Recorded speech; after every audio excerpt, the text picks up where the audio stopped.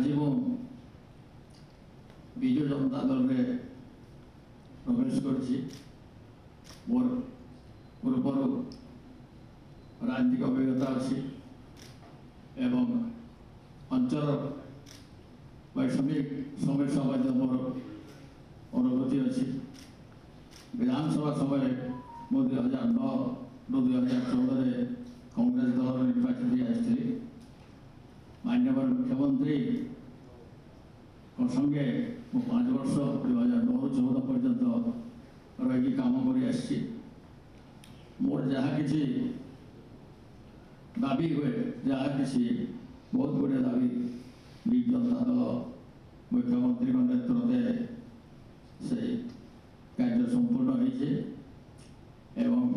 आगामी दिन में अनेक आशा थिला किंतु मु विधानसभा को आसी पारिनी। वर्तमान मु विधायक नथिले भी मोर विजु जनता दल प्रति गोटे आस्था रही माननीय मुख्यमंत्री प्रति गोटे आस्था रही जे मु दलिया रिक्वेस्ट बजारे किसी अंचल काम करें यहाँ ही मोर कल्पना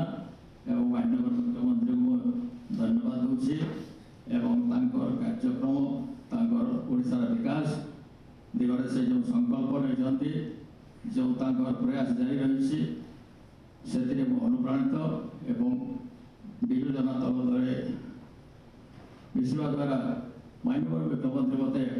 जेकोसी दायित्व देवे निश्चित भाव